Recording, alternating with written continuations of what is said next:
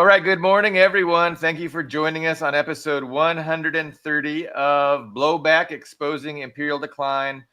I've got my regular co-host, Ian Kummer, from a suburb in Moscow. Our special guests today are Slava from Chicago and Patrick Corbett from, and I just forgot, is it Vancouver? Okay, Vancouver, Canada.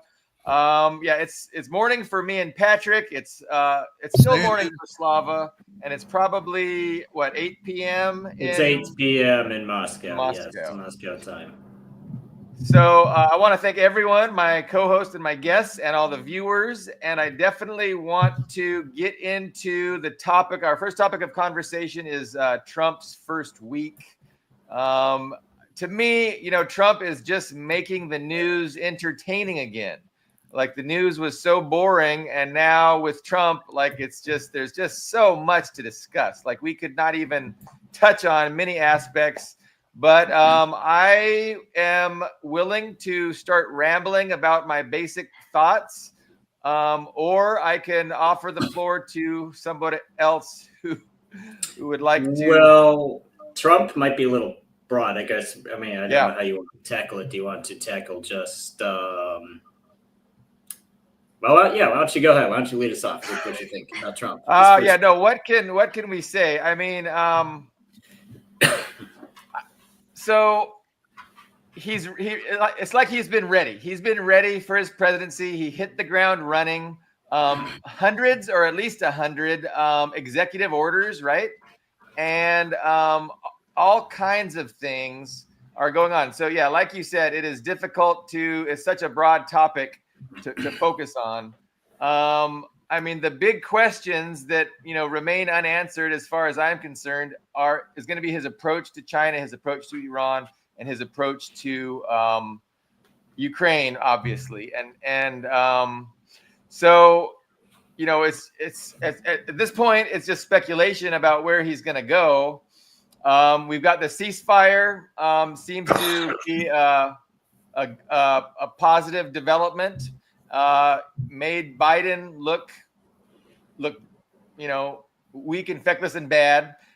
Great win for Trump optically.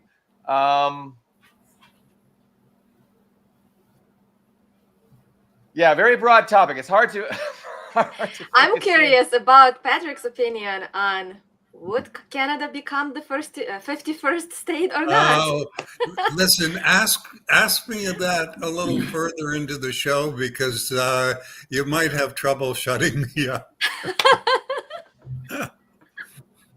Right. So the Gulf of America, the American Canal, Canada, Greenland. These are just very entertaining things. And I can say that because, like, to me, I'm not Canadian, and I don't think it would make a big difference if Canada becomes the 51st state or not. I can't imagine that government would change much as operating as a 51st state.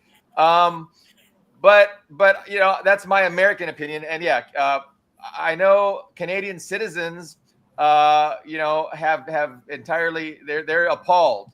They're really angry. Not all. There is a lot of people in Canada who are like, we're the same. It doesn't matter if we're, part of the same country or not. We're actually very similar people, culturally speaking, language is the same. So what I want is that, the medicine, the socialized medicine. But that's not part of the Trump's plan, obviously. Right. Yeah, the similarity is one of the reasons that paradoxically Canadians emphasize their difference, and I did disagree with you slightly. I've lived a long time in Canada, but I also lived for a decade in the States. So and my father was an Army officer, and we were posted in the States sometimes. So I feel that I'm pretty genuinely a dual citizen, which I am.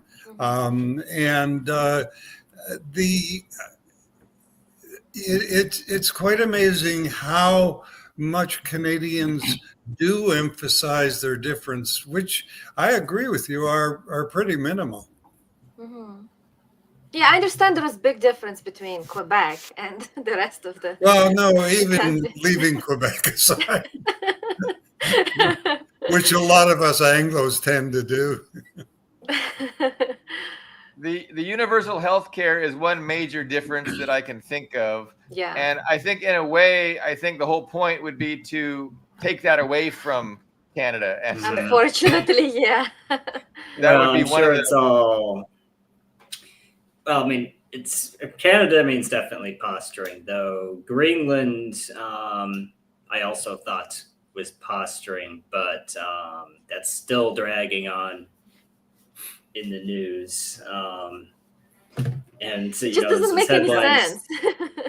Well, it's well, I mean, it's with Trump, it's hard to tell what's posturing and what's serious, but I interpret it as a shift, as there's a political shift, because increasingly with Obama and definitely with Biden, it was all about US-led hegemony worldwide. So what Trump could be signaling here is like a modified or neo-isolationism that, you know, it's letting go of other parts of the world, or at least acknowledging that the US can't control them, and reasserting what's essentially Monroe Doctrine, which was abandoned, which was definitively abandoned. Well, first it was abandoned by Wilson in World War I, and then definitively abandoned by Truman after World War II. But this could be a signal that there's some acknowledgement, okay, we just can't. It's not because we don't want hegemony, it's just we can't. Do you think they're treating it like a controlled demolition? Like, you know, it's inevitable, like, but they want to control it. Soft landing, you know?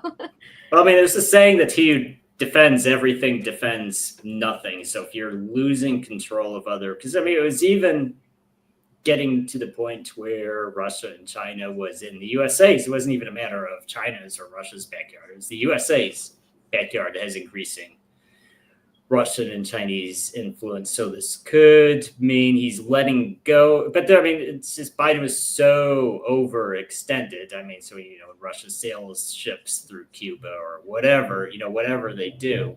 What can Biden really do about it when they're stretched all over the place? So what might be happening here is that Trump is more, I mean, this is only a guess. It's way too early to say, but what we could be seeing is Trump will be more hands off with Eurasia, maybe with Africa as well. You know, who knows, you know, what is considered in American control and not American control, but be more aggressive about European or Asian powers getting involved in the Americas in that scope of what the USA considers its backyard. So that's how I interpret it. That he's just going to be he's going to be more, because, you know, Biden just lets that stuff slide for the most part. And really, what could he do about it when we're tied up all over the world? But what Trump might be doing is just letting go of those places, but being more aggressive when Russia or China does anything in,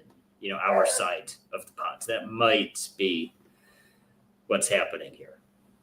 I'm curious if that promised meeting between Trump and Putin will actually happen or not. Like, I remember Switzerland was inviting them, trying to act as a mediator. Other countries also, you know, offered their help, but so far nothing. And I thought it's going to be like first on the agenda because he's been talking about it so much. I'll stop it in 24 hours. Well, more than a week have passed. Where is your promised stopping of the war in Ukraine? Like, for me as a Ukrainian, that was like the biggest thing I was waiting for, and it didn't happen. So I'm curious when, or it was just a bluff. It was just him using it in order to, you know, rail up his base, because Americans have been tired, right, for paying so much money to Israel and Ukraine, and so Trump is great at reading the room, you know, and saying what people want to hear. So that is a given. Like, people hate him. A lot of people have this Trump derangement syndrome, but you have to recognize that he's a genius in reading the room, and he will always be like that. He's great at that, and he will manipulate us because of that ability and that talent that he has. So it's unfortunate, but it's part of reality.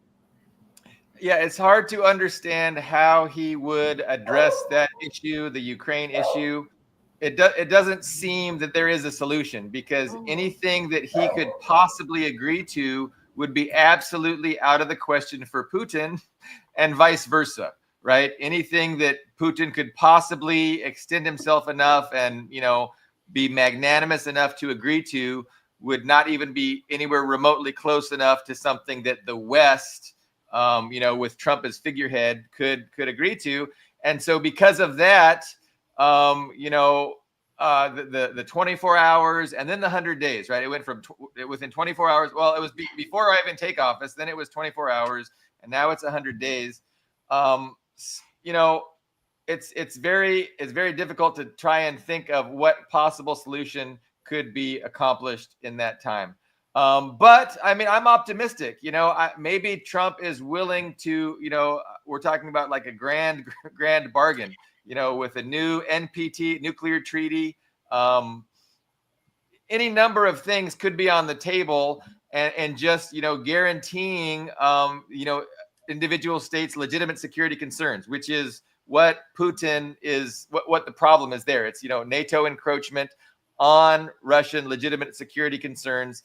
And if Trump can address that in a comprehensive way, but then the whole problem is, well, Trump's going to leave in 4 years, and then the next president's just going to say, oh, F you to the whole agreement. So it's like the idea that, the U.S. is, unable to negotiate with because they just can't be trusted is a further problem that compounds the already very difficult issue.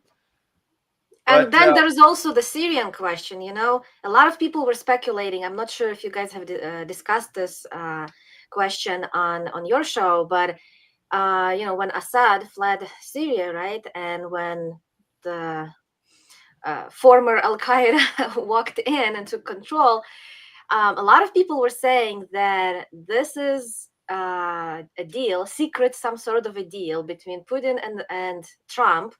Basically, Putin is not helping Assad to remain in power. He's giving up on Syria, and he's getting Ukraine for it, like a bargain, right? Bargain deal. So, I can't say that I agree with this. I mean, there's a lot of questions that remain unanswered, but it's possible. I mean, because it did happen, like we saw.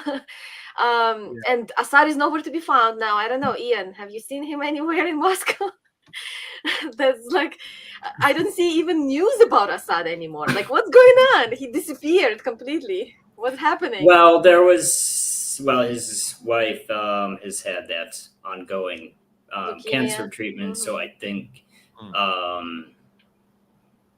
after losing power, there's not, they don't necessarily desire being in the limelight anymore. There might be that, but it's true. There's just been nothing about them. Yeah, but what do you think about this possibility, that the trade Syria for Ukraine? Do you think it has any value or no? I don't think that has any weight at all. No. Arab governments, God love them, have the durability of a paper bag in Hurricane Katrina. I mean, let's be honest. I know a lot of people were disappointed. I mean, we should be disappointed about Syria falling apart. A lot of people are going to be hurt or killed over that. But at the same time, you can't be too emotionally invested in, any of those governments, honestly, because it's just a reality of the region. They tend to not even be. I think it's just because you can take the nomad out of the desert, but you can't take the desert out of the nomad. I mean, literally. I mean, I'm not even trying to be racist here. It's just culturally, it's still a semi-nomadic people. So just central governments just don't have. They're not very concrete. They're not very legitimate. People really don't care that much about them. So And a country that does has a very strong central government, like a Western country like Russia, like China, or whoever, somebody with has a very long tradition of having a centralized government.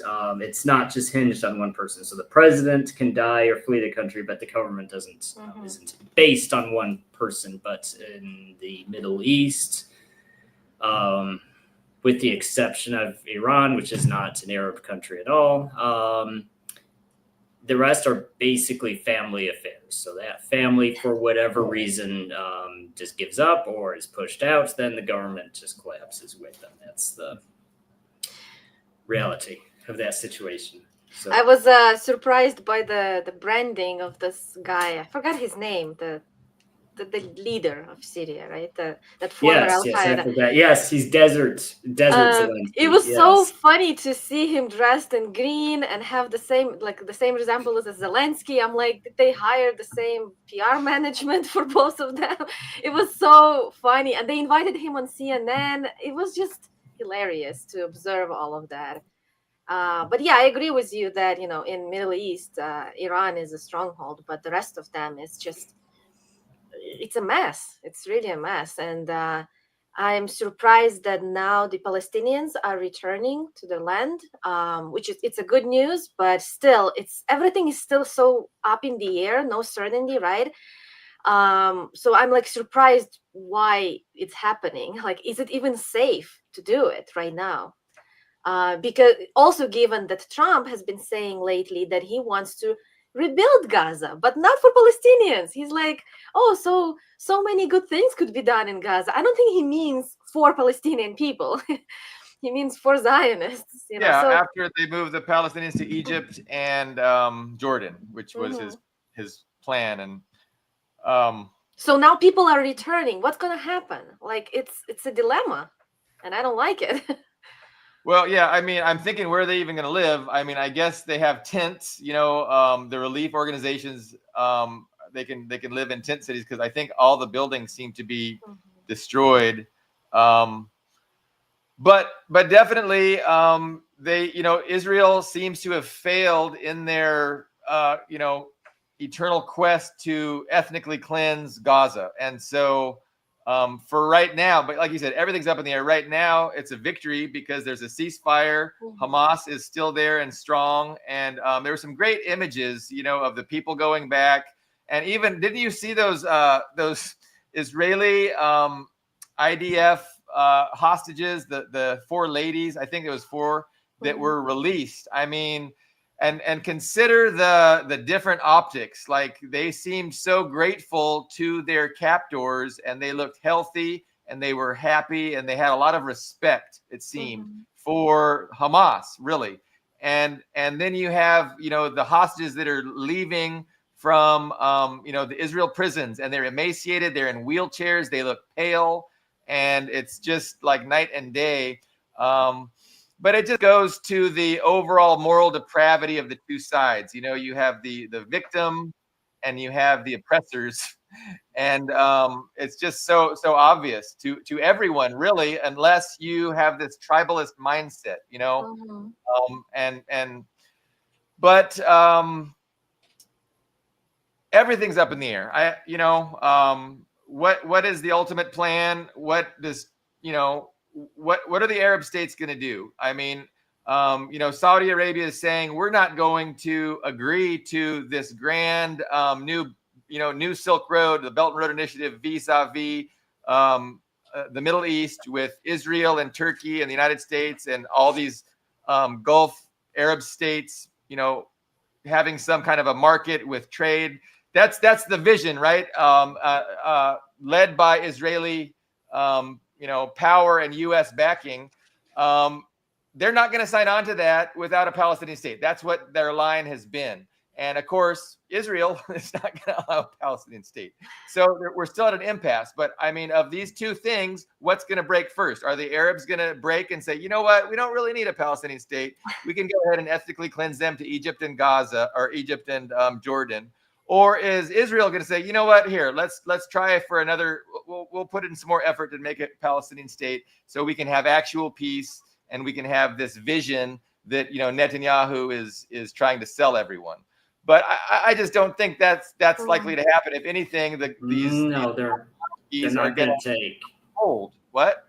They're not going to take millions of refugees. It's not going to happen. So we have so what, if we have an impasse, I think the only future is more war, right? And probably involving Iran, probably involving Yemen, and probably involving proxy forces, these terrorists, because they're the easy, pliable cannon fodder that the U.S. uses to further their interests. But that's what it seems like to me, because I don't see right now a two-state solution that Israel's going to agree to. And right now, the Arab states seem to be saying, we're not just going to throw the Palestinians under the bus and normalize relations with Israel unless, there's some kind of justice for the Palestinians. So it seems like there's going to be more war, but Trump promises no more war. He's going to avoid wars. So yet Miriam Adelson gives him $150 million, in my opinion, specifically to destroy Iran. Yeah. So is he going to earn his money? Is he not going to earn his money? Like, these are all fascinating questions. I was expecting last week, like prior to Inauguration Day, I was expecting some false flag or something involving supposedly Iran, right? Because, remember 4 years ago when, Trump became president, like they were doing everything to provoke him. And he did fall for killing Soleimani. So I was expecting something like that happen now, but so far so good. So we'll see. We'll see what. Yeah, they were trying to blame the assassination attempts on Iranians, and so they were warming it up, building the hype, I guess. But I mean, don't question for you guys, and you seem to be saying, Billy, that the Arab states are not very interested in taking Palestinian refugees, both for their own internal concerns and for the optics of it. But I reflect back on that, to my knowledge, and you can correct me if I'm wrong, that Syria was the state that took the most refugees. They had, I think at one time, a couple of million refugees, Palestinian refugees. And I don't think they're going to be very comfortable under the Takfiris, So I was just wondering your comments on that. I'm not sure how many Syria took. I know Jordan was the main, at the 67 war displaced a whole bunch of people from the West Bank. And I think hundreds of thousands, if not over 1 million, ended up moving to Jordan. And now Jordan has millions of Palestinian refugees. Yeah. And I don't know. I don't even think they're given Jordan citizenship. I think they're still considered refugees. And, they haven't normalized that situation by making them Jordanian citizens. Yeah. Also Lebanon too. But I don't know how many. Yeah, and I'm sure Syria has taken refugees, and I'm sure Egypt, and I mean there's a diaspora, right? But I think the bulk has been in Jordan, but there's some in the United States. I mean, they're all around the world. There's Palestinian communities, but yeah. Will Egypt or Jordan, fold under pressure and bow to the Zionists and the U.S. and say, okay, well, that's going to be the solution. We're just going to allow Israel to annex the West Bank, annex Gaza, and we will force all these Palestinians, ethnically cleanse them, and rehouse them in Egypt and Jordan, because that's literally what Trump is floating and suggesting that we do. Of course, the world kind of balks at that, and for that reason, I don't think it's really possible or likely. But you guys agree with that? Like, is there any chance that it doesn't sound like you did, Ian, that you agreed that Egypt would ever do that, at least in the short term, or Jordan? I think they're going to do whatever requires them to not do anything. I think is the most correct. Whatever answer. requires them to continue receiving help from United States. Well, there's that, but there's limits to that because right now they're paid to not do anything. I mean, that's the basis of the payments to Jordan and Egypt is to keep them at peace with Israel. Yeah. And I mean, being paid to not do something is well, it's a great deal. But asking them, you need to, so I just don't. It's hard to say, but I think the main problem Israel has right now is that, you can't. I mean, how indefinitely can they have a war, especially when you're a small country? I mean, you can say, oh, yeah, it's true, in the cities away from the fighting, there's no war, and, people can basically ignore what's happening in Gaza, but that's not good for terrorism. It's not good for the economy. I mean, it's just like, and this has been going on 15 months, and they've made no progress. So, I mean, this idea that, I don't know. I don't think anything dramatic is coming.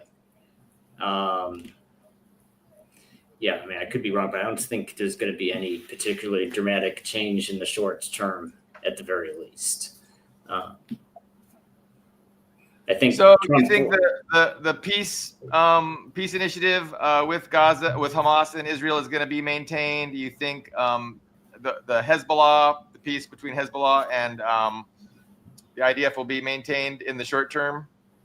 Well, the difficulty on the Arab side is that it's true. Losing Assad in Syria was bad for Hezbollah, and to some unknown extent, probably also bad for Hamas. We can't know the full extent of how bad. So they're, I think, at least for the short term, unlikely to want more fighting. As for Israel, I don't think Trump wants a hot war in Israel. He wants to get that off the plate because that's what we've been arguing about for months, even before the election. Trump would want the major hot conflicts off his plate early in his presidency, not let go. So I think it's likely will. I mean, of course, there's going to be a billion ceasefire violations, but I think in general we'll probably see it go through all three phases to some extent. I don't think, like Billy. I mean, I do. I mean, it's true. I disagree, Billy Bob. I agree with you to the extent that I think people in Israel, especially hardliners, and not Netanyahu's own party, understand, and the Likud party, if I'm probably butchering that pronunciation, but they understand it's a defeat. Everybody knows it's a defeat. Bring the greatest military in the world, which is what they tell her.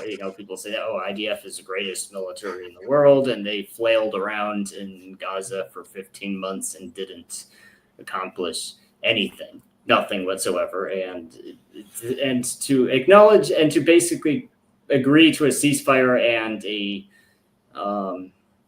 hostage exchange, which Hamas had offered basically on day one. That's not good, because 15 months later you come back to the table and say, just kidding, let's take that deal you offered at the beginning. That's a sign that you did not accomplish what you were trying to. That should be very obvious. So I'm sure there's pushback on ending it now because they know if they end on this, it's a bad note to end on. It's a very bad note. And there is already ceasefire violations. I mean, of course, they're not reported in Western media, but if you watch RT, for example, I mean, there's journalists on the ground in Lebanon filming and reporting and showing what's happening. So And it's the same way that's in Ukraine. It's like everywhere. Ukraine was the same. They were rejecting negotiations. Now they want to return to them, right? The same thing as was Israel. So it's they're just repeating it. Same scenario. So I think Trump would like to get a deal with Iran. I think he wants peace. I think he wants peace. He wants prosperity. But at what, is he? I mean, how do you get an agreement? Because what Israel wants, what the Zionist lobby wants, is for the United States to destroy Iran and weaken them as a regional rival, right? But the U.S. isn't interested in a hot war with Iran. At least right now, the prevailing leadership definitely, because if they wanted a war with Iran, like they could just start bombing Iran. And the fact that they haven't bombed Iran means, they realize that there's going to be a fallout to that they don't want to deal with. So I think that Trump will want to negotiate with Iran, but the question is, just like with Russia, like, what kind of an agreement that would be acceptable to the Zionist lobby, to the Western ruling establishment, and to the Iranians? Like, can you really find a path forward that doesn't involve an attack on Iran's, nuclear infrastructure, etc.? Because that's what Israel really, really, really wants the United States to do on their behalf. And so in both of these areas, Russia and Iran, it's just a very difficult. And so I think Trump deserves credit. If Trump is able to come and find an agreement with Putin and with Iran on a way forward that involves, not, a peace, that involves peace, like, we really need to support Trump in that endeavor and wish him the best. But it just seems like it's such a very difficult thing. And is he really going to want to do that anyway? Given that, he's kind of really is pro-Zionist and he's got all this backing from the Zionist lobby, and they've given him a lot of money. But that depends what he gets in return, I guess. So, besides the foreign meddling, right, we also have the domestic issues, and they always balance those. Like, if there is too much heat outside and there is some conflict and something like that happening, and a lot of pressure is building and people are ready to revolt and protesting everywhere, they want to switch the attention to something else, right? So right now they're doing it with deportations, with immigrants, and that could be a key, that they're trying to divert attention from foreign conflicts, and they're like, hey, look, Trump is fascist. All liberals are accusing him of being fascist because he's deporting immigrants. And so I think it's manipulation again. Like, they're playing with us. They want to, people show fingers at each other instead of the government, and they really want to just make sure people think that Trump is the culprit of all the bad stuff that's happening. It's not the system. It's like Obama haven't been deporting people. He also has deported thousands of people, I think more than government before him. So it's been always happening. But I mean, I don't know exactly. They're speculating that it's a lot of people are being deported. I don't know, because I live in Chicago and not much happening in Chicago.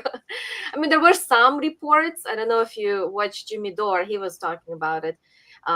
There's some factory here that's Mexican owned, and they're showing that it's like an empty parking lot. Nobody's coming to work. So, but again, it could be media hype also. So, like, hard to see what's true, what's not, what actually is happening.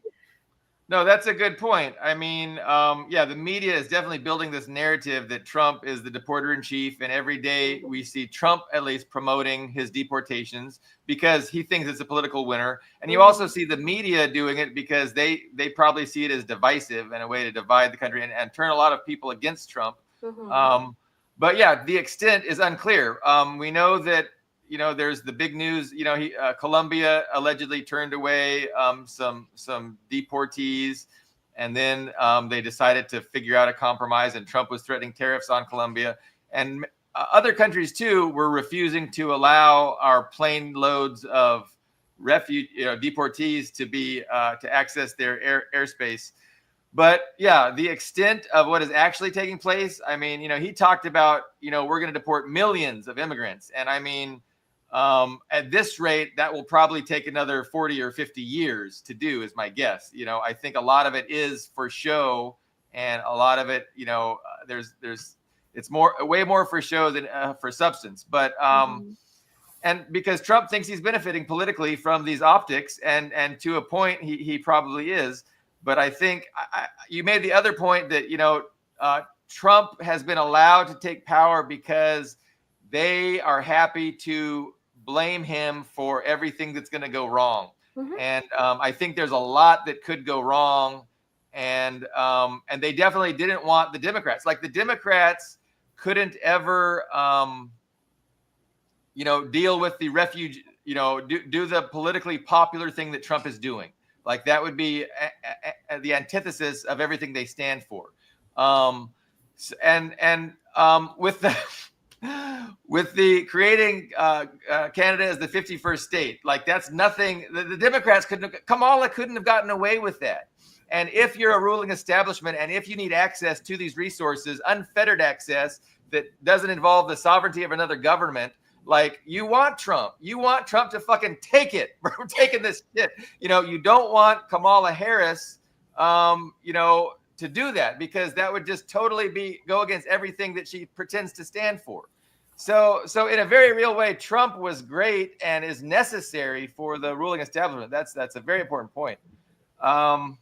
Could I just interject a question of what you guys think about Kamala Harris as a candidate?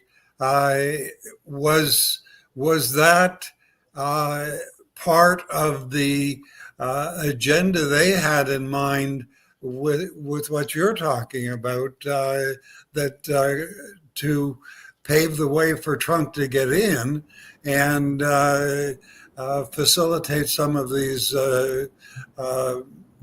things that they wanted done? They being whoever they are behind the throne. Yeah, no, it's interesting to try and figure out exactly what was going on behind the scenes. At what point did they settle on Trump? Did Kamala ever actually have a legitimate chance of winning the election, or are they able to know beforehand what the outcome's going to be, and they made sure that it was not going to be Kamala?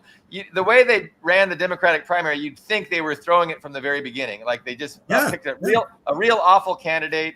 And they, went with Biden for so long, a corpse. And then in a very undemocratic way, they just all of a sudden put Kamala up there, who was, awful. You'd think, you could say they were throwing it from the very beginning, and you might have a good argument to make. But for me, it's impossible to know.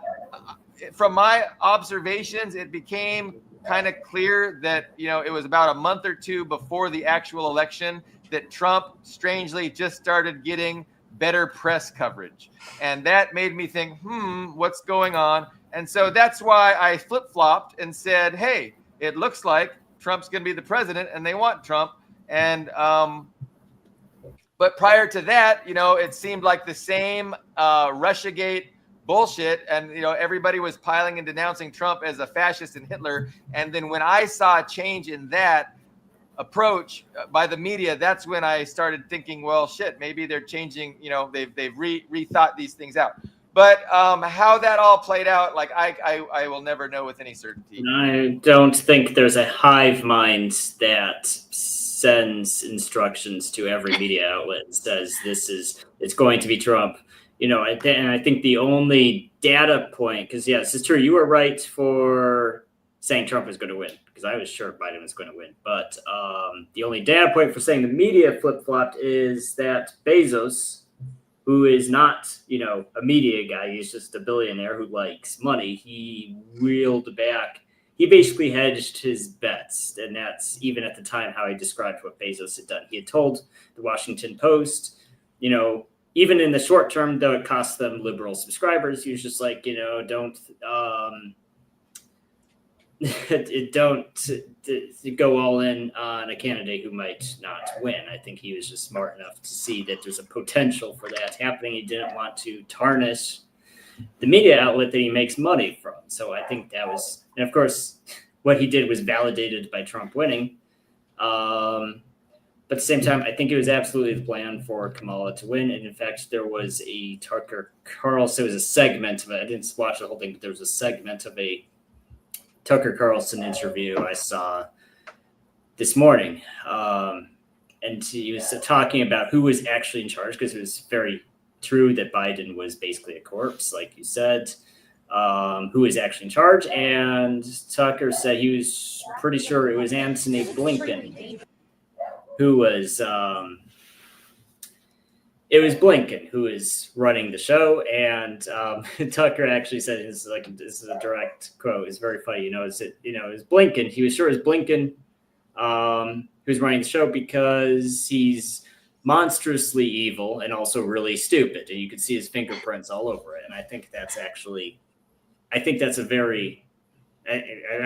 what actually happened. I think it was Blinken who is the man who was running the show because he had that unique situation as the Secretary of State, because he's basically third in an administration. He's basically the third most senior person after the president and the vice president. It was a very unusual situation of both the president and the vice president being so invalid that it was basically just him running it. So I agree with that, and I always was calling it the Blinken regime. I mean, because Biden clearly wasn't in charge. But you triggered me in when you said there's no hive mind controlling the media. So it made me think of this, and I'm not technically savvy, so it's a struggle for me to get that up while you're talking. But I want to play this, and let's see if we can hear it. Fortunately, some members of the media use their platforms to push their own personal bias, and agenda to control exactly what people think. This is extremely dangerous to our democracy. Anyway, I mean, it's true, but it's also true that they tend to copy paste the same AP or Reuters press release. Wait. Verbatim. Hold on. Is there a hive mind or is there not a? Because all you're saying is that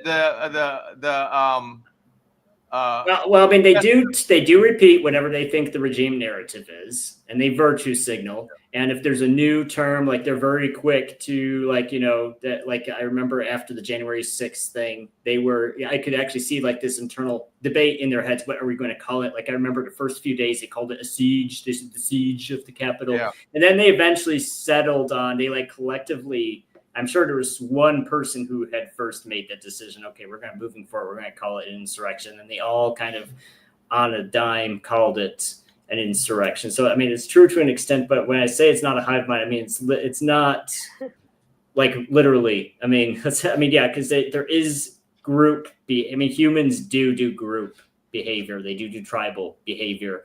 And so I think that's it's very true. That there's this tribal allegiance, but I don't think they were all playing. I don't think, and also this idea of the main reason I don't buy into the whole everything is theatrics argument, because it's based on this idea that people don't have sincere beliefs. And I don't think that's true at all. Even the stupidest person, the worst person that you personally disagree with, just in your head, whoever the worst person is, even that person, I think, has genuine beliefs. And there's a person he genuinely wants to win an election. There's things he genuinely wants to happen. So saying all of these people were in their heads knowing that Trump was going to win and they were actually secretly helping him, I don't think there's any basis for that. These people hate. I just see the meltdown. I'm sure you guys, everybody else who has social media or watches the news or whatever, sees that collective meltdown these guys are having over Trump winning, and I don't think that's faked. I think they are genuine. They were genuinely expecting Kamala to win. They were genuinely surprised when Trump was actually the one who won the election, and it was genuine anger. They felt, we saw even how, especially upper class white liberals, and they were like, and in there you could see how they were actually more angry with the people in their own party who had not even necessarily voted for Trump or just didn't go to the election. You can see how they were just lashing out. Oh, well, I hope that Trump helps Israel kill all of the Palestinians, or, oh, I hope Trump deports all of the minorities. Like, they were just flat. You see how they really actually felt, because they're just like, it's amazing. I always, kind of describe what happened. Like, it just seems that the Zionist lobby withdrew their support from the Democrats and gave it to Trump. And that was the difference. And it was the fact that, Trump was full-throated in support of Israel, whereas the Democrats had to appease their base. And so they gave lip service and chastising Israel and, even condemning them, even though their behavior was, in 100 support of the genocide. They had to give lip service to appease their base, even though they didn't allow anybody at the Democratic primary, on stage that was pro-Palestinian and all that stuff. That still was not enough for the Zionist lobby and the Zionist majority, who appreciated Trump. And to me, that was the difference in the election, because, I look at it as the ruling establishment is a whole bunch of factions with overlapping as well as competing interests. And, they just, struggle amongst themselves to determine who's going to represent them. And it comes down to, these two teams that are very, very similar. They just have different colors and they have backing from different people. And so the Democrats really do, want to be in power, and they don't want the Republicans, and vice versa. So there is a real partisan animosity there that's real, but ultimately, they both serve the same oligarchic interests. And the question is, where is the majority of the oligarchy going to give their support? And I think with Trump, the Zionist lobby was the difference, and they dumped the Democrats and went with Trump because Trump, was saying the right things. And he was believably saying the right things, right? And his daughter, was a convert to Judaism. Her father-in-law is a real estate investor, good friends with Trump, real estate investor in the West Bank. Anyway, it was funny to observe the media, back to media thing. I agree with Ian that they did sincerely wanted, the pro-Democrat media, right? They wanted Kamala to win, and they were genuinely surprised that Trump won. But I think, during all of those assassination attempts, they had to report on them anyway, right? I'm sure they didn't want to, but they had to. And so they were probably asking that question, asking themselves, like, what's going on? Why is he being why they try to assassinate him? I just can't even imagine the puzzle game that they were trying to play in their heads, because it was kind of like a spectacle. Like, people were saying, no, it's staged, no, it's real. I'd like to make a couple of comments about the media, partly based on the fact that I spent more than 30 years as a writer-producer at the network level in both Canada and the United States. So CTV, NBC, places like that. And I experienced, now this is prior to the advent of the power of social media. So I'm not saying it applies in the same degree now, but with regards to Ian's comment about the hive mind, I think there is a hive mind, but it's only part of the formulation, which includes, and nobody's made any comments about this, the ownership of the media. And my experience of it was I never felt constrained in the subject matter or approach. I was trusted as a producer.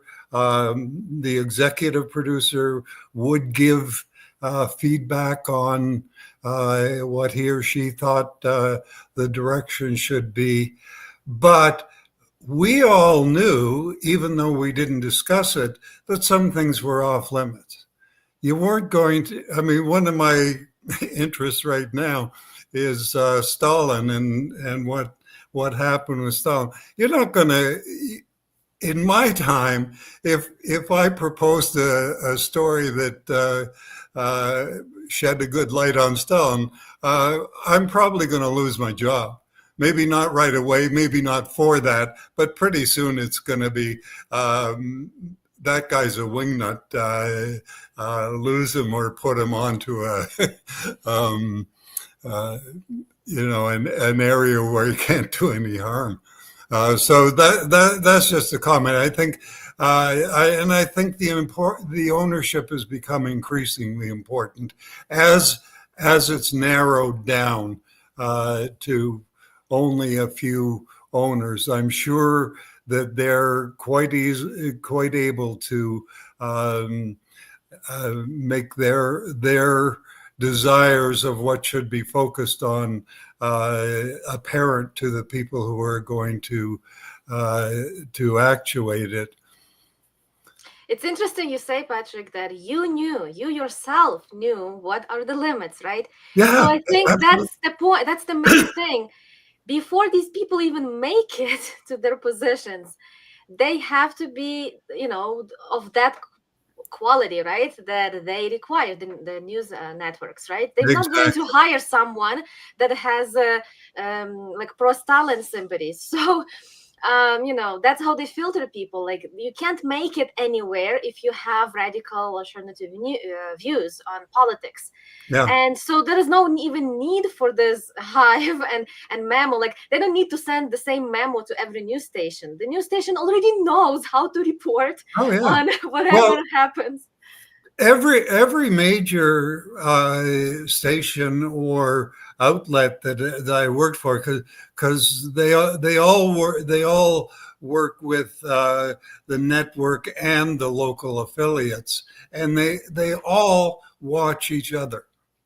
I guarantee you, maybe the smallest station in New Mexico doesn't, but everywhere I ever was you could watch anything that was being broadcast at that time. The monitors were all up there. You could even book some time and say, I want to go see what ABC is saying about this. Go and sit and watch them. So they're very aware, and there's a lot of coffee shop talk about things, and there are natural leaders in the media that people respect. Like when I was with NBC, everybody. Anything Tom Brokaw said was gospel, and if he deigned to talk to you in the hallway. Walter Cronkite before that, yeah, exactly. So, sorry, one last thought on that. If I think it's Michael Parenti has a very good piece on that. I think it's Parenti on that whole idea of how people know what to say and when. I remember watching somebody, and I don't know what prompted him to go off about how great and free our press is, but it might have been Piers Morgan when he was on CNN, but it was somebody like that, and he was making the point. We're way better than everybody. We have a free press. Nobody tells me what to say. I have total freedom. I can say whatever I want. And I just thought to myself, this guy is such a moron. It never occurs to him that if he thought something different than he does, he would never be within a million miles of a camera. It's like, yes, you have total freedom because they know who you are. You are ideologically fit the perfect box. And so, of course, you can come out and say whatever you want to say because what you want to say benefits the establishment. But if what you want to say didn't, you wouldn't be there. And it's like these people are just they're mindless in thinking that there's free press because a fucking reactionary conservative can say whatever he wants. Well, of course, or a fucking reactionary liberal can say whatever they want. But we all exactly. witnessed what happened with Tucker Carlson. I mean, he was fine to a certain point. They loved having him on Fox News until he started doing too much questioning that was outside of that limit. And then they're like, no, this is not allowed. RT has a few people that got kicked out of the establishment press for questioning things or saying things they weren't supposed to. There's a Hispanic guy at RT that used to be with CNN, and he said something that was found to be anti-Semitic, and so he lost his job. I think, Sanchez, that guy. Mm-hmm. Yeah, he's great. Switzerland's just like electronic. FIDA, is that the name of the site? Electronic Intifada, Ali Abu Nima. Yes, he was the one who was expelled who was detained. Had his devices seized, denied an attorney, and then just put on a plane and sent out of the country. And that's neutral, free Switzerland for you. There's limitations. Some people are more neutral than others in Switzerland, apparently. Well, I mean, the contradictions and the hypocrisy is becoming more and more acute, and we're seeing that all the time. I mean, I think the genocide that everybody just supports is the clearest symbol of that. But there's also these other smaller symbols, like the crackdown on free speech, and that you hadn't seen in the past, or that definitely wouldn't be publicized.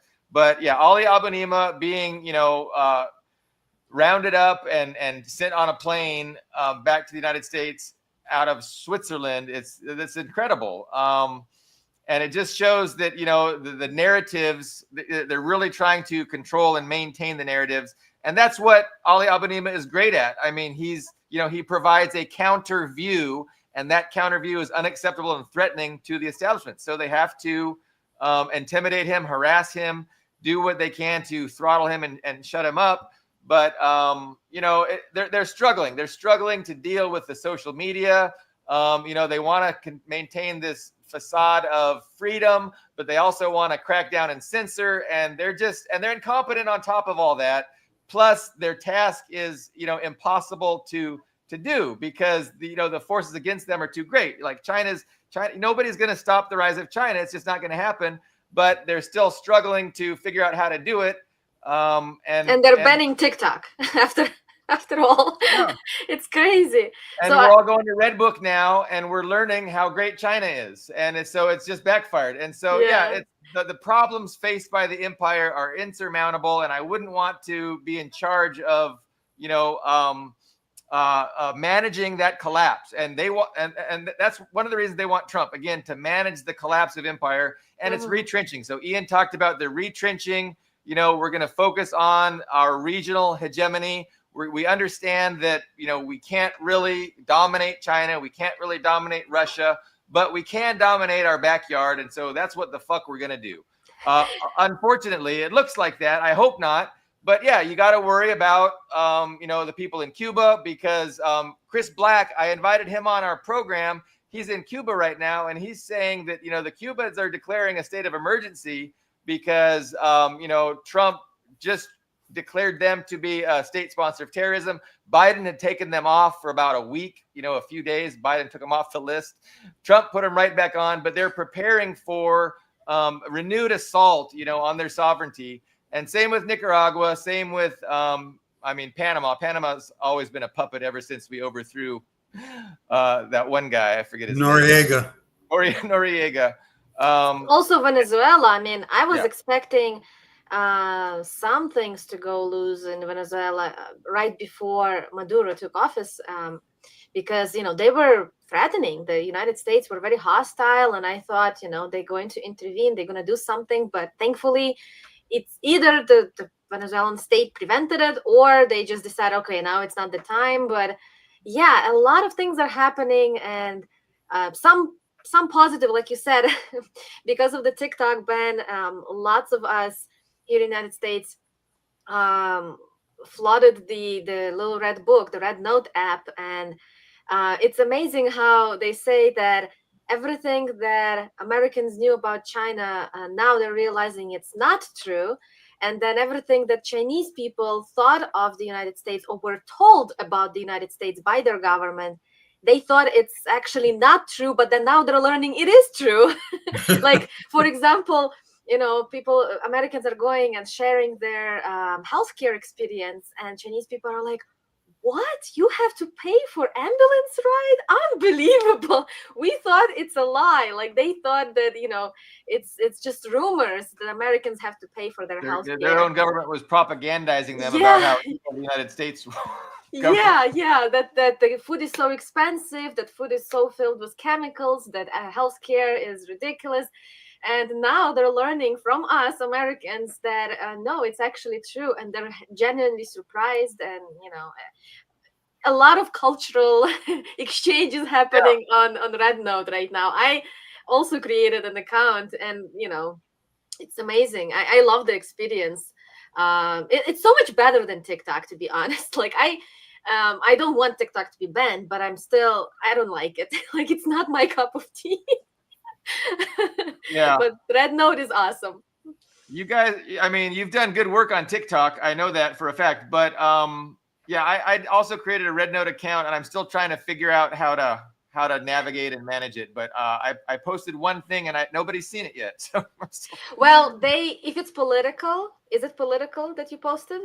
I mean, it's kind of just praising the Chinese government, basically, for their success. So what happens in Red Note, this is what I have learned in the past couple of weeks, is anything political, they put it under review because they don't want foreign governments' influence, right? So if it's something political, they're going to review it. No, that's interesting. And again, I'm all for censorship in the interests of the working class majority, as opposed to censorship in the interests of the oligarchy. Mm-hmm. But yeah, I mean, yeah, I was just saying nice things about Xi and the success of the government, but I just think it's a limitation on my own understanding on how to navigate that app. I haven't spent too much time on it. Yeah, every app is different with all the algorithms and everything. It's like, but there's a lot of great content you can read, and then it's easy. You hit one button and it translates it. Yeah. And yeah, so many good things. Like, it's just a vast majority of intelligent, smart commentary, which is just the polar opposite of what it is in the US on Facebook. I wish we had something similar done with any of the DPRK apps, if they exist. I mean, I know people in DPRK have smartphones and internet and everything, despite the Western propaganda that they live in dark age. It's obviously not true, but I would love, like, for DPRK to launch an app and Western people to be able to go on, and then this cultural exchange also happen. I think it would be awesome. So yeah, I'm one thing that I'm kind of waiting from Trump, back to the Trump's topic, right? In his previous term, even though he introduced a ban on, that American people cannot travel to North Korea, but he did meet with Kim Jong-un, and that was a positive thing. Development in good light. So I hope he goes back. Kind of DPRK is not in the news now, with all of these other countries leading their way. But I want to go back to the topic of DPRK, and for Americans to learn more and see that it's not what they're trying to tell us. It's completely different. Yeah, there's obviously all the socialist governments are just constantly, attacked with propaganda, and the bad aspects of them are exaggerated. The good aspects are totally denied. But in reality, the bad aspects are probably a result of United States, trade embargo and their economic war. And so people just need to have a proper perspective on and understand that, yeah, the Western media is not interested in giving you an accurate understanding of reality. They're interested in indoctrinating you into a false understanding of reality that benefits the interests of the ruling class.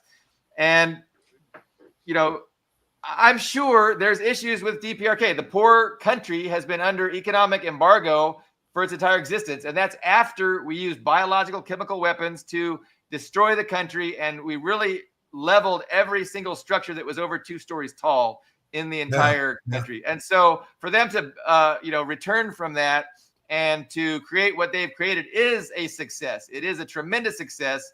And so, those morons that say, communism always fails. Look at North Korea. Like it's you've got to understand the perspective and what they have managed to accomplish despite the attacks, etc. But it's about perspective, and the point of Western media is to keep people from having the correct perspective and to just indoctrinate them with ideological bullshit. So we have a couple other topics. I mean, we've kind of been wandering, but there was 2 more topics. So I know I wanted to talk to Slava about the ACP issues. There was one other topic and I didn't write it down. And if I can't remember, I guess it was the Holodomor and Armenian genocide. Yes. Okay, thank you. So Ian's article, his most recent article, which I've shared in the description. Patrick, which one do we do first, Slava or Ian? Not going to pick. You can go Slava. Seriously, it's both great. I'm really looking forward to. I want to hear every perspective I can on the whole Holodomor. How do we say that? Holodomor. Well, it's like the Holodomor. Yeah, it's like Golodny. Thank you. Starving. Yeah. So. Yeah. But yeah, Slava, why don't you talk about the ACP drop? Okay, first? so so the American Communist Party launched in 2024, right? Yes, in July. And so it's a pretty young organization, and it's still a growing organization. That's a nice way of saying it's not very big. So ACP is growing. We have about 500 members, so we're still small, but that's because we haven't even launched a recruitment drive. We want to, we're planning on, but so far we've been only accepting members after a long, lengthy interview process. We're vetting people, and we want to know exactly who's coming in. And even with all this vetting process, we're still, of course, there's still going to be infiltrators. So we're not, guaranteed to have all good people coming in. But yeah, we're small because we're taking it cautiously.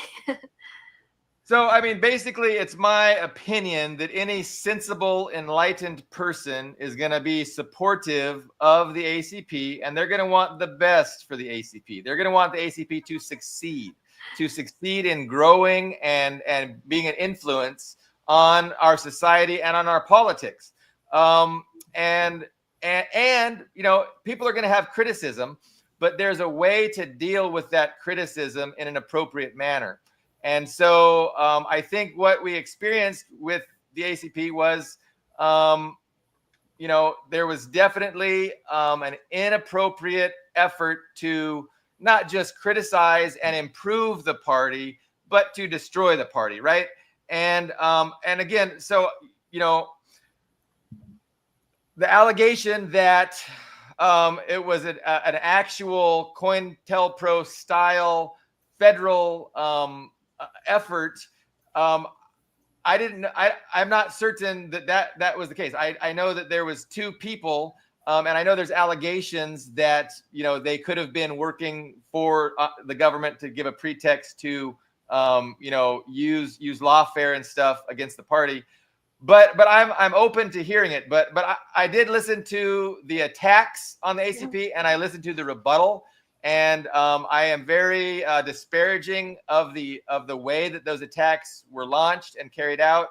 And I support the ACP. And I mean, in this issue, I think that it was a total bad approach for these. I think I consider them wreckers trying to destroy the party instead of to improve it. But tell me from your perspective. I mean, share with me what. I mean, I don't have concrete evidence that it was the feds, right? Right. If it was, then they're not sending their best. Because, so one of Politburo members, so I'm on the Politburo of ACP, and one of the other members of the Politburo, Danny Shaw, he was behind all of this, basically. Or at least they made it look like he was behind all of this, or used him as the leading member, right? About a month ago, like end of December, this started happening. He started voicing criticisms about leadership, dissatisfaction of, he's not happy with some language being used, or the way some leadership members are late to meeting. I mean, some petty things, something that's not even important, right? It's like internal party business. Every organization has something like that. We're not all, I mean, we're all human beings and we all make mistakes. And to make a big deal out of something that not important is just laughable, right? But long story short, he's kind of like an expert on Haiti, right? Danny Shaw has been spending his whole life traveling to Haiti. He speaks that language, and he's been always portraying himself as an expert on Haiti. It just so happens that his opinion, his expert opinion, is different or opposite from the other two experts who you might be familiar with, Dan Cohen and Kim Ives. They are world-known journalists. They have done a lot of work, not just on Haiti, but also on Palestine and other topics. And so with the opposition that they have, right, is on Jimmy Barbecue, right? Danny Shaw is saying that Barbecue is a villain. He's basically taking the CIA position. We gotta get rid of him. He's a bad guy. And then Cohen and Kim Ives are saying, no, he's trying to do he may committed some crimes, whatever. But I mean, that's how during conflicts in revolutionary times, there's always shit happens, right? So they are pro Jimmy Barbecue. And then Danny Shaw was against, and that was basically their conflict. Well, we knew as the party was launching, we knew that this is the kind of conflicting thing. And we still, Danny Shaw was a member of Midwestern Marx Institute, and that's why he, along with other members of Midwestern Marx, were brought into the leadership of the ACP. When escalation started happening in Haiti again last fall, I believe it was in October, when something again was starting to happen. And so Haz Aldin, the chairman of the party, and Kyle Pettis, the head of Department of Personnel, they organized a meeting with Dan Cohen and Kim Ives, invited Danny Shaw, and they basically said, Haz and Kyle were like mediators. They're like, hey, we're going to listen to both sides. How about you debate, provide your facts, defend your position. And then because we as a party, we have to come to a conclusion. We have to kind of know what our party is going to have, what kind of position we're going to have on this matter, right? But we don't know anything about Haiti, so please, experts, debate and let us see who's the winner. And according to Hazeldine and Kyle Pettis, Kim Ives and Dan Cohen provided proof and facts to their position, and it was believable. And Danny Shaw rather was just operating with emotions and feelings, and was just saying that, the masses of Haiti are rejecting Jimmy Barbecue. It turned out that those masses that he's talking about are like 5 to 10 people who are supported by the Western side. So Hazeldine and Kyle Pettis didn't take the side of Danny Shaw, and that created a kind of a whirlpool that started getting out of control little by little. Danny Shaw got offended, and he started dropping hints of dissatisfaction and frustration with leadership, and it coincided with another member of Politburo who was a lawyer in ACP, John Molera, also known as John Jackman. He was also not having some issues, personal issues with Hazeldine. And so we had this long meeting, like 3-4 hour long meeting, where we allowed them to release their frustration and tell all of their issues and problems. And by the end of that meeting, we all promised to work on different things. And we thought, this is it. Everyone's happy because they pretended, John Malera and Danny Shaw, they acted like everything is cool now. We're good. Yeah. And this was January 3rd. Fast forward next week, after the January 3rd, I don't remember what date it was, but we had our next Politburo meeting, and John Malera opens it up with reading his script saying, I'm resigning. And we're like, okay, we allowed you to, we heard you. Now you want to resign? Good luck, but you don't have to now school us all again and give us the whole backstory again. Like, we spent 4 hours on it last week. What's going on? So that's why Haz kind of leashed out on John and yelled at him. I could care less if two men are yelling at each other. I mean, we're not kids. And if someone has such sensitive feelings, they shouldn't be in politics. That's my position. So basically, that's what Danny was pretending that he is still cool, that he's okay with us, but he was just there to record the meeting. So he recorded the meeting, and he was already plotting on how to split the party, how to rack it all. So he was in contact with John Malera, and John at first wanted to just leave and do nothing. And that's what he was telling us. He's like, I'm just leaving the Politburo. I'm still going to be in the party, just participating in like chapter activities and stuff like that, and work on my own like personal life. But then, they both lied basically, because as soon as Danny Shaw, he recorded that and he started planning the big expose, as he called it, right? John Malera also joined him in, and at the same time as Danny Shaw posted it all over Twitter, John also posted his piece, and they even dragged in a member who left a month before. Her name is Bree. She deactivated her account. She went offline, and now suddenly, as soon as Danny Shaw and John Malera are doing this slandering, she comes in and also does her part. They're all like a orchestra, started saying the same thing, kind of like when we were talking about media and hive mentality. This was like their orchestrated, just repeating the same thing. And what was this is all just petty drama, right? We wouldn't even care about it if Danny Shaw didn't do one thing. He accused Hazeldine and Kyle Pettis and Dan Cohen and Kim Ives of weapon smuggling into Haiti.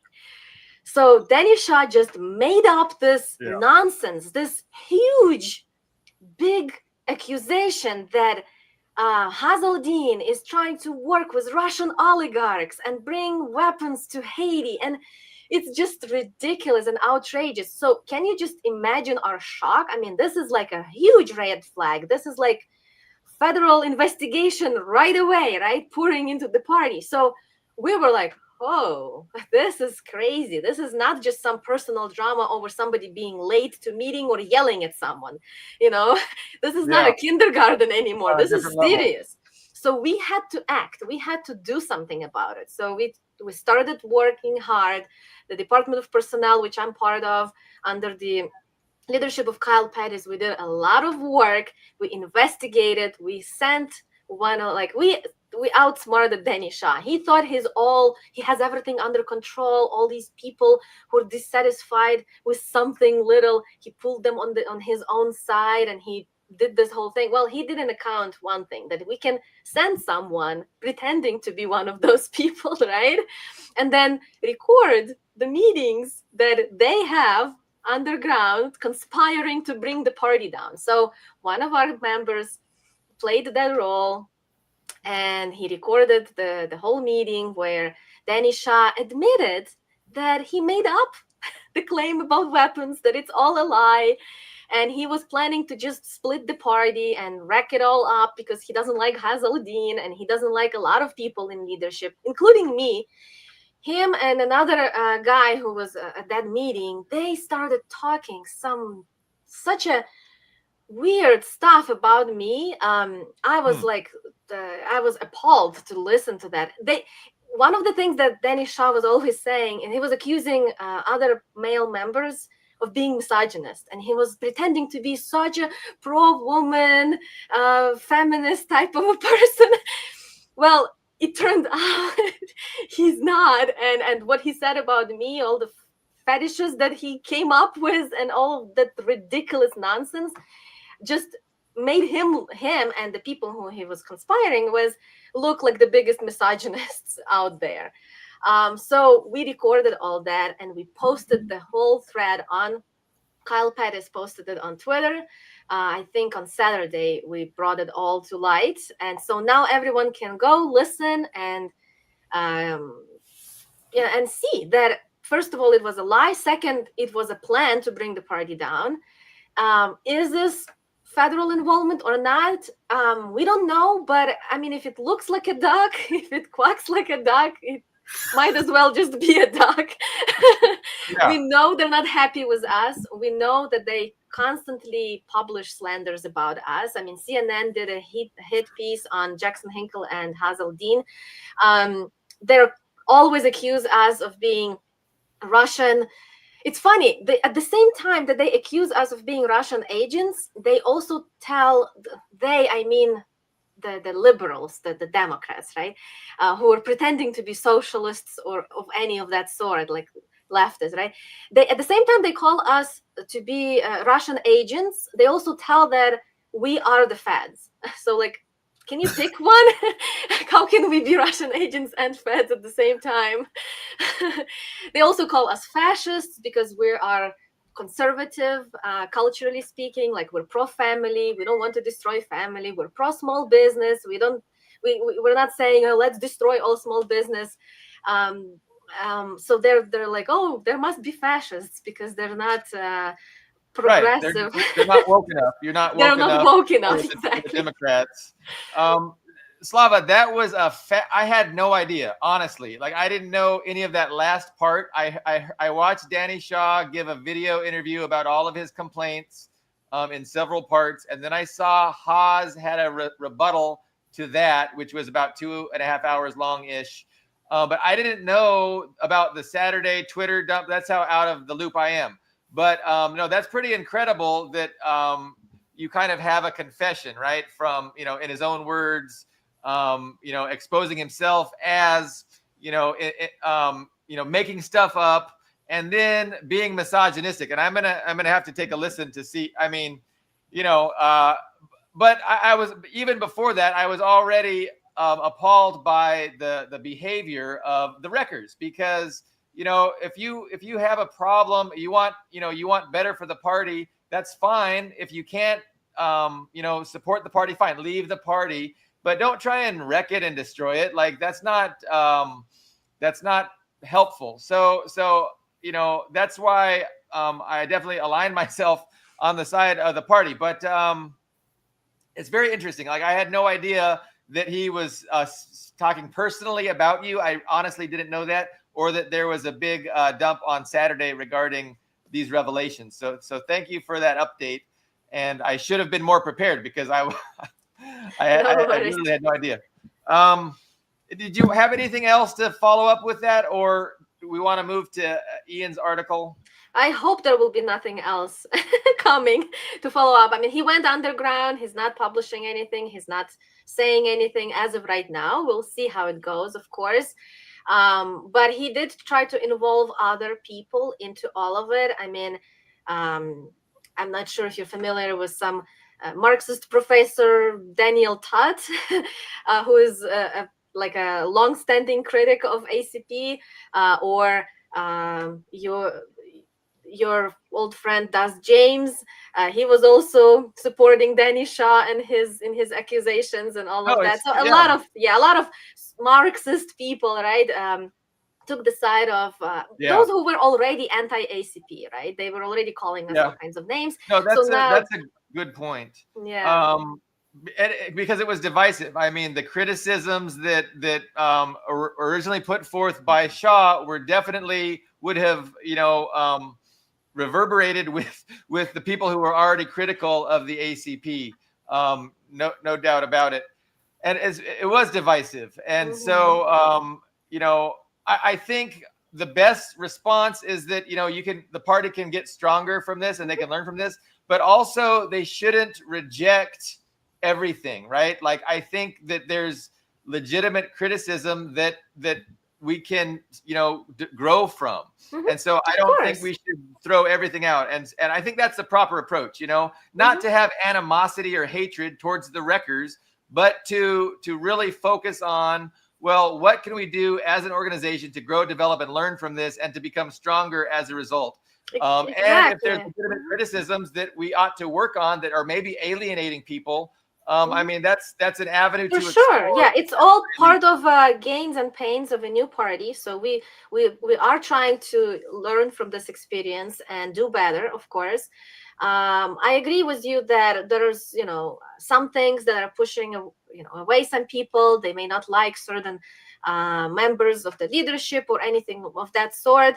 But again, I mean, as communists, we have to put collective above individualism, right? And some people just can't do that because we were all, I mean, not we all, but most of us have grown up here and we've been trained to be individualistic. So it's very hard to put collective above yourself. So I understand why they acted the way they did. I can't blame them, just them. It's the whole system. It's the whole society. So we do, our critics are saying that ACP is done. This is it. We collapsed. That couldn't be further from truth. This is just, 3 people left. So what? The party has to collapse because 3 people left. People come and go all the time from all kinds of parties. No, it made us stronger, actually. And we've worked a lot of things out now, and we're working on many more, and we will only become better from this. And I appreciate, Haas has expressed humility. He said he's what, 27 and he's new at this, and he's, so I have a lot of patience. I have a lot of sympathy, and I support, him as the leader and the whole party. But it's interesting. I'm going to transition.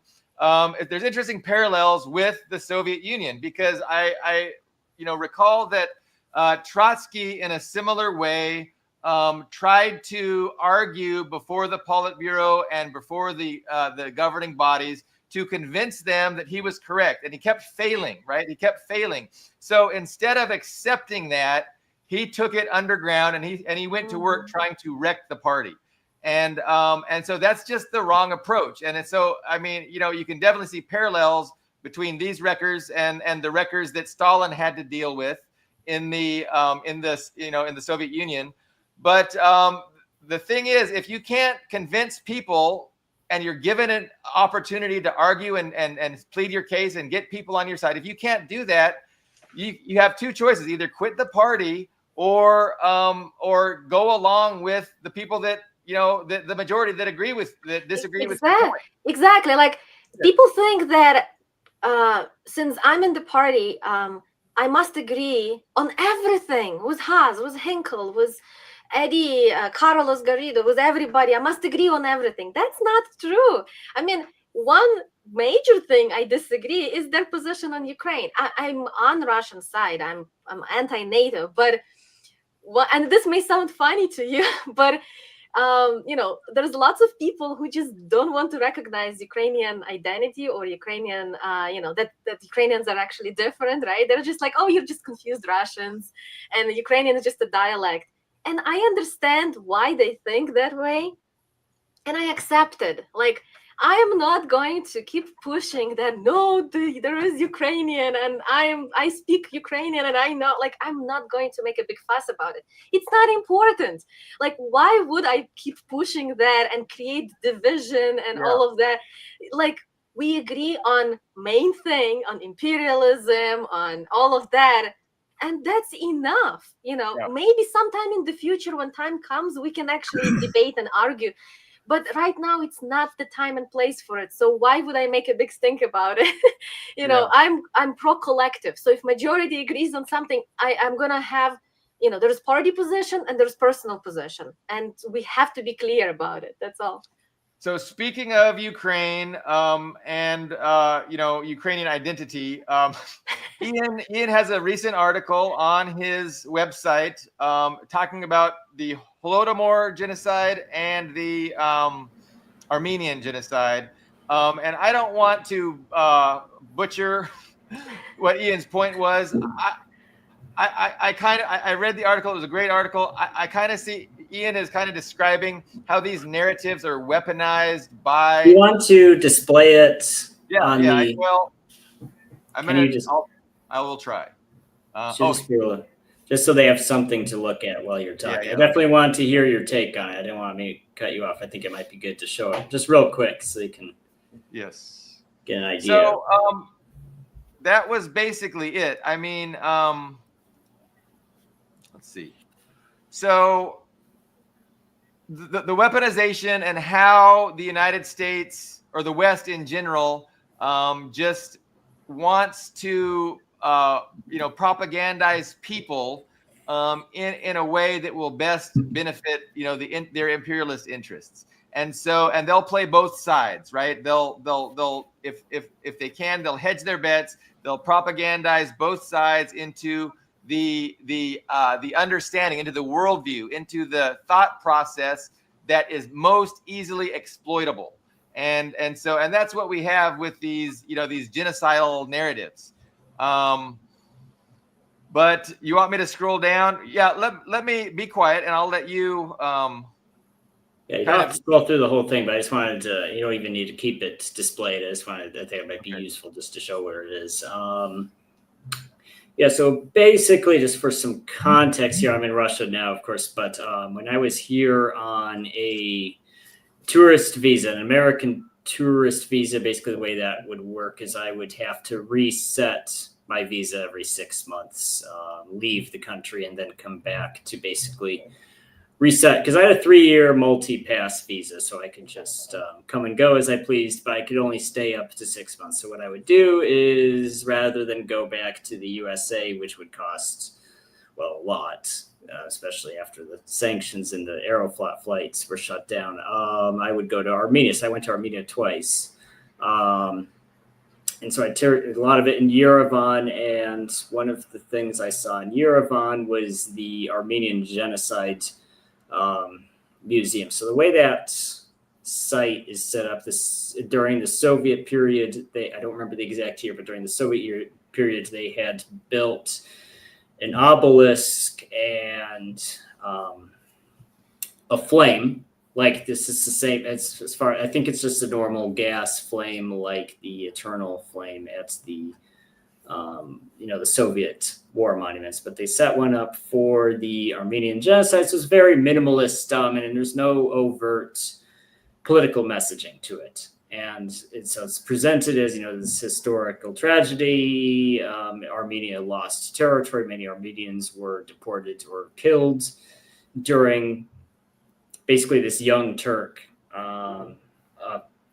backlash against Armenian Christians that had happened during that political turmoil in World War I. So there's no overt political message, and there's no attempt to take this historical event and apply it to modern politics. Especially, I think we need to remember also the context of the Soviet period is that Azerbaijan, which is predominantly Muslim, and Armenia, which is Christian, were both members of the Soviet Union, so there was all about coexistence between different groups of people. So they really,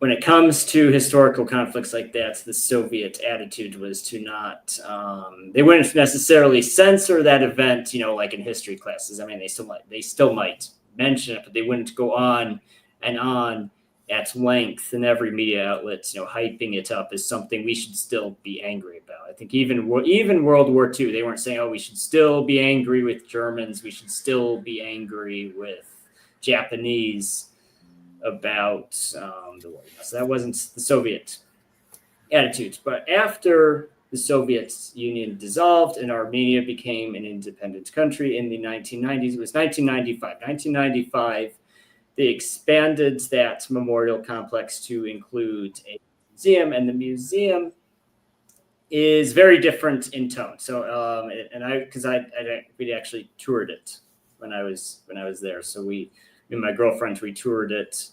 Spent, I think, about half a day there. It's a very lavish museum. It's I would say comparable to a museum you might find in New York or central Moscow, which is interesting because Armenia is not a rich country and Yerevan is not a rich city, but you have this very lavishly funded museum. But the tone is very different, and it's very anti-Muslim. It's very anti-Turk.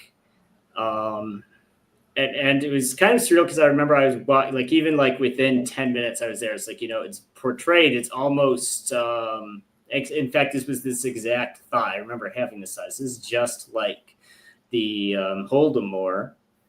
It's like you could literally just replace all the references to Russia with Turkey. Like almost literally do that. It was just like a copy paste. It's like almost the same narrative, just in a different historical event. And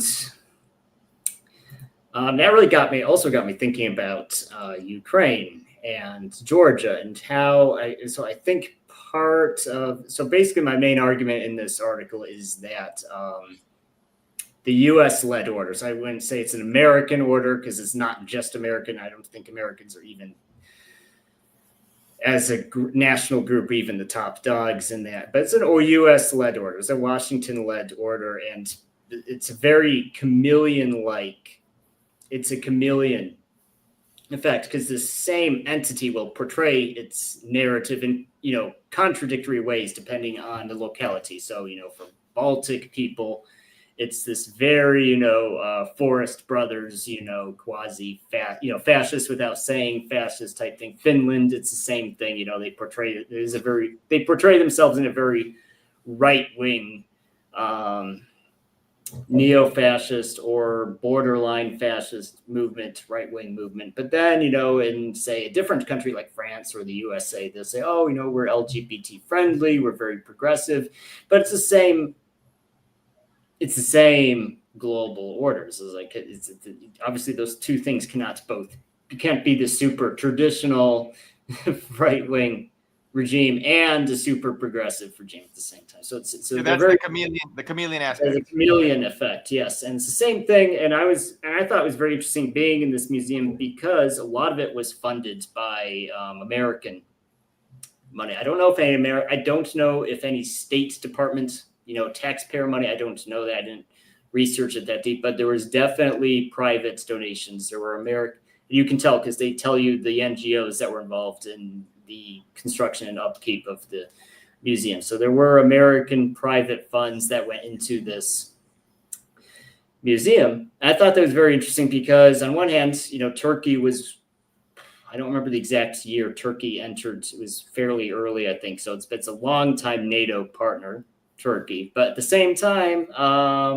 American money is going to their neighbors, say Turkey is bad. And there are these bad, inherently, like I remember there's this one exhibit, so, the inherently violent nature of Islam, which was, I think you could not even build that museum in a Western country. I don't think it would even be legal to put that same, literally, because they would say, you can't demonize a whole group of people based on this historical event. You can't even do that with the Holocaust. You can't say all Germans are evil and bad. You can't say stuff like that, but they did that. And it's there's a term for it. It's called racism of low expectations. The same thing after the special military operation started, Facebook actually relaxed their hate speech rules in Poland, and I think also the Baltic states. They say, oh, well, because, they're too simple and primitive to know any better, we're going to hold them to a different standard than people in civilized countries. We understand they're less civilized than us. So that's racism. It's not literally a different race of people, it's an ethnicity, but it's racism of low expectations.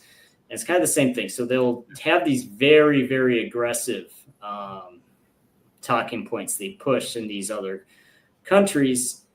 And another aspect of this chameleon narrative is that what they'll do is they'll go to whatever that nation of people is, and they'll find, because it's preferable to not overtly lie. It's better. You might embellish the truth, but it's preferable for your propaganda to be true, or at least based on truth. So ideally, they look for some. So I think what they do in every country they want to influence, which is, well, almost all of them, and they look for some national tragedy that they had. So for Ukrainian, there was the famine in 1931, 1932.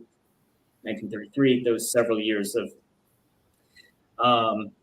bad crops and actual famine, which is to be differentiated from malnutrition. Malnutrition is when you don't have enough food, and famine is when you actually run out of food, which was the case in those Soviet countries, the Soviet republics. And for Armenia, it was the Armenian genocide, their national tragedy.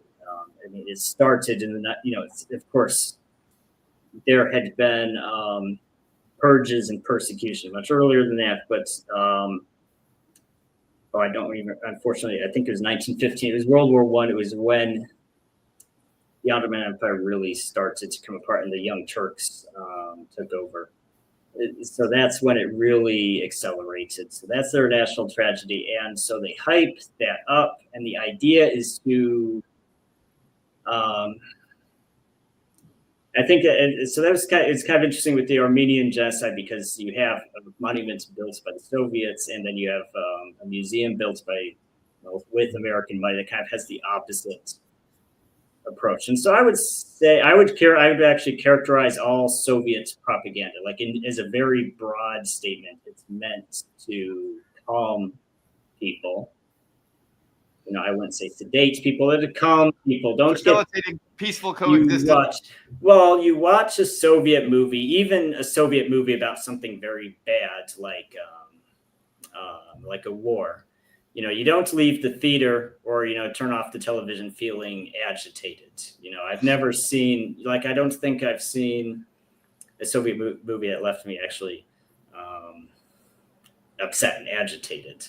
It's kind of a calm feeling at the end of it. But with our propaganda, with Western propaganda, it's meant to leave you feeling upset and angry. That should be your takeaway. And so that's what they do in Ukraine. That's what they do in Armenia. I'm sure that's what they do in Georgia, in Romania, in Poland. It's all meant to upset people.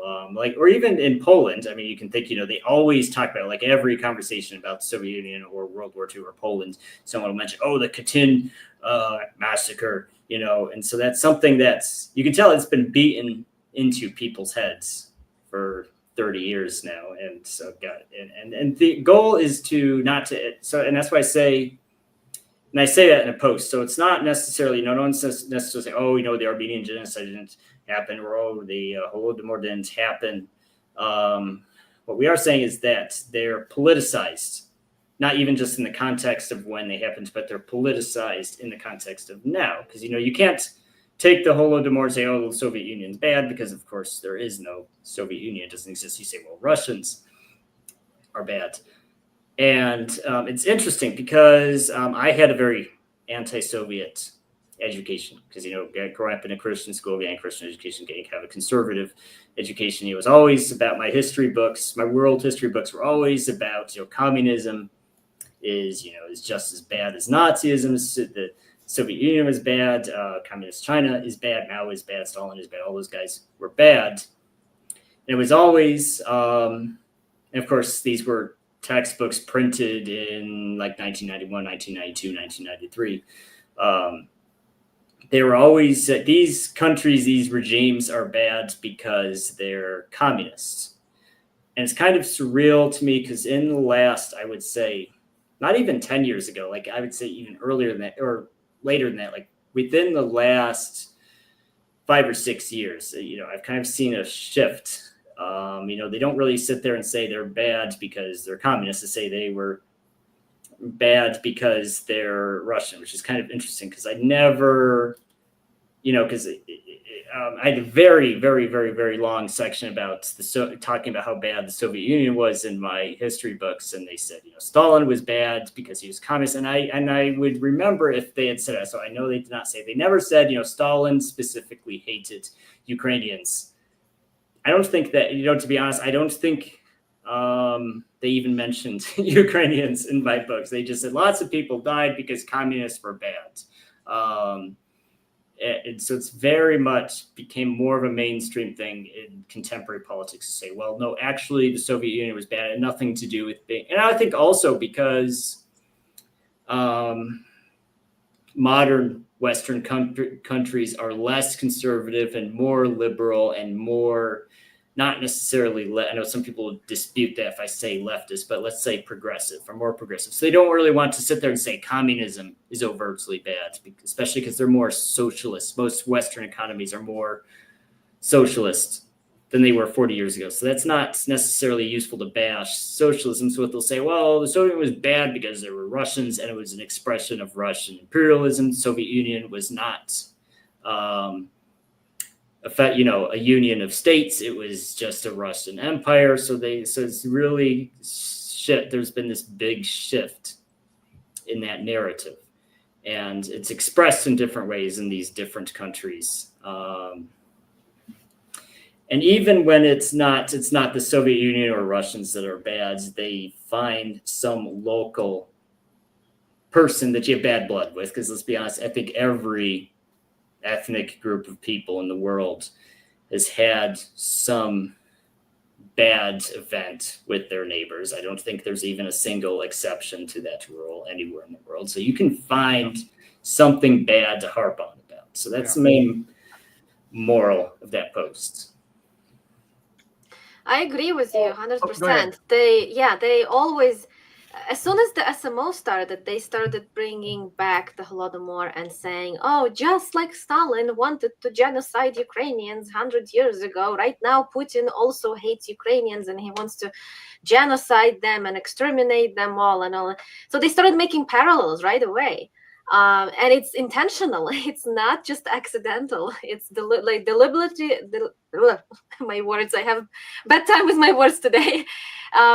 They do want to bring that, Soviet Union right back because people have already been brainwashed and, manufactured into believing that Soviet Union was bad. So now they can just build on top of it. They don't have to actually prove that Putin, is really bad, right? They just have to reference him to Stalin it's easy. It's such a lazy way of manipulating the truth. And I agree with our the person who commented, that it was not man-made. It was a real famine, and there was a lot of reason why it happened. Not just bad crops, but also a very bad economic position that Soviet Union was at that moment. I mean, we have to remember that after World War I, after the revolution, 14 countries have invaded Soviet Union, and they were fighting and trying to bring Soviet Union down, and they put embargo and sanctions. Just like right now, Russia is under so many sanctions. Soviet Union was too, and they weren't able to do business with certain countries and survive. So they had to do a lot of sacrifices in order to survive. And also, let's just remember, it was beginning of 30s. The imminent threat of fascism, of Nazism was coming.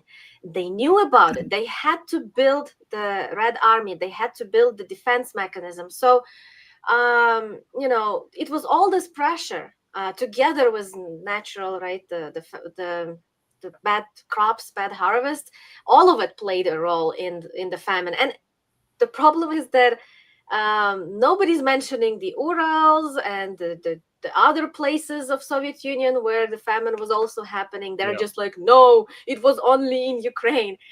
That's not true. Lots of places, even in non-Soviet countries. So, for example, my husband is Iranian, so I kind of know a lot about Iran as well. And he said that around the same time in Iran, they had a famine as well.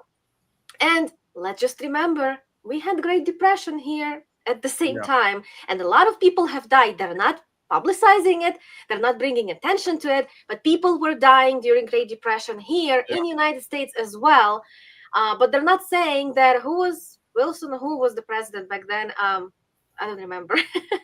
FDR, that he was, maybe at the beginning of his 4 terms, but they're not saying he was trying to genocide Americans. right. No, it's preposterous, and it's just So Ian spoke to kind of a shifting of blaming communism to blaming Russians themselves, and I think that is more a feature of not trying to vindicate socialism, but more trying to just get people to turn against Russia because they're no longer socialists. So and also they're trying to lately, I'm sure you've noticed, in the United States, communism and socialism were always bad words, right? Because of all that propaganda.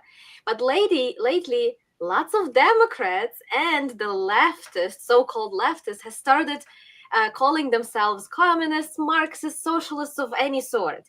And they're like, we can capitalize on that, right? How about we relax our criticisms on communism so all of the people will think that this Democrats version caricature, that's really a communism, and they can use it in their battles between, Trump can come out and say Biden is a communist, Kamala Harris is a communist, and they can deflect and they can just make people confused.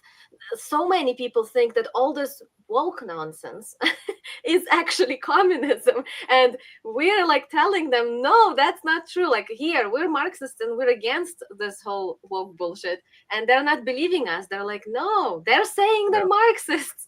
So I think that's why they started shifting focus, and instead of blaming Soviet Union and like a communist, they just say, oh, it's Russia's bad. Yeah, and I mean, they need to, propagandize against Russia. They can't have Americans, liking the Russian people, when we're in a conflict with Russia.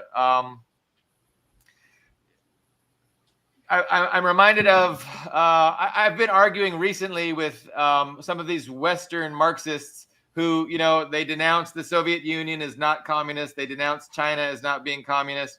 They denounce these dictators, so they're just parroting CIA, talking points.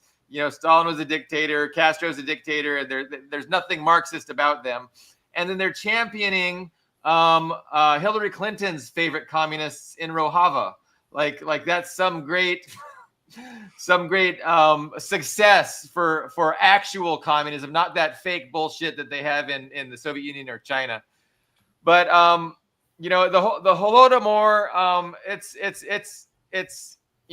it has been in the news recently ever since the start of the MOU, like you explained, and all of these narratives, all of these false anti-communist narratives, really are easily debunked. But because they control the education system, because they control the mass media.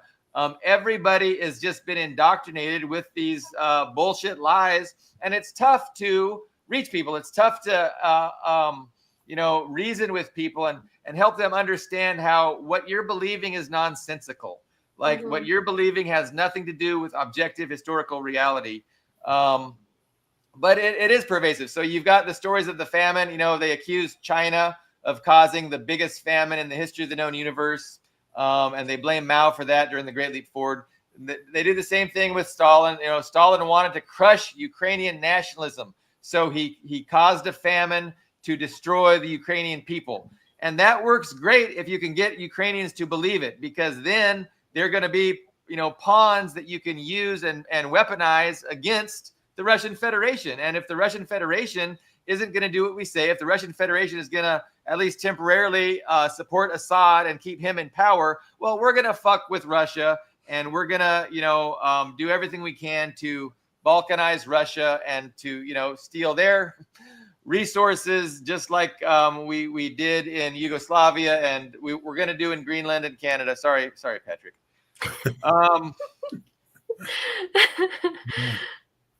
So that's about. I want 30 seconds to 1 minute at the end of the show to give you a Canadian view.